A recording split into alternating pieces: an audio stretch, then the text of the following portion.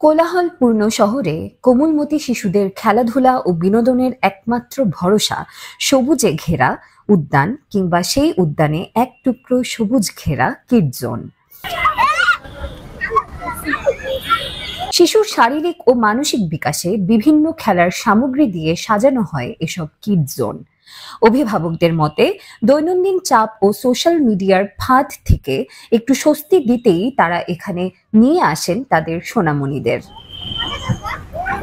বাসায় থাকলে দেখা যায় ও একাই থাকে, হয়তো আমি শুধু থাকি, ওর বাবা অফিস করে, কিন্তু যদি এখানে আমরা একটা আউটডোর পরিবেশে কোনো খেলার মধ্যে নিয়ে আসি, অনেক বাচ্চাদের সাথে মিশতে পারে, তাদের সাথে ভাব বিনিময় করতে পারে, তাদের মানসিক বিকাশ আরো বৃদ্ধি পেতে পারে।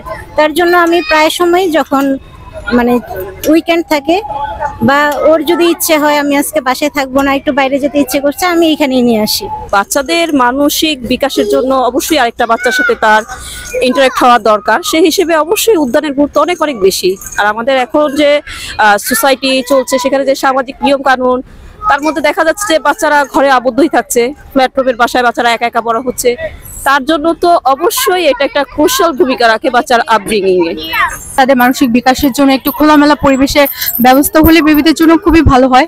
তো সেক্ষেত্রে বলবো এই পার্কের যে একটা ব্যবস্থা হয়েছে, সেক্ষেত্রে আমাদের প্রত্যেকে যাদের ছোট বেবি আছে তাদের জন্য এটা খুবই একটা ভালো ব্যবস্থা হয়েছে, এবং এখানে বিভিন্ন বেবিদের সঙ্গে ওরা ভালো করে মিশতে পারে।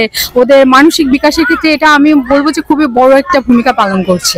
রেগুলার নিয়ে আসা হয় না, আসলে ব্যস্ত বাবা মা যারা আছেন তাদের জন্য সময় খুবই একটা বড় ভূমিকা পালন করতে সবসময় আমরা সময় পাই না। তো যখনই আমরা সময় পাই তখনই আমরা খোলামেলা পরিবেশে নিয়ে আসার জন্য চেষ্টা করি।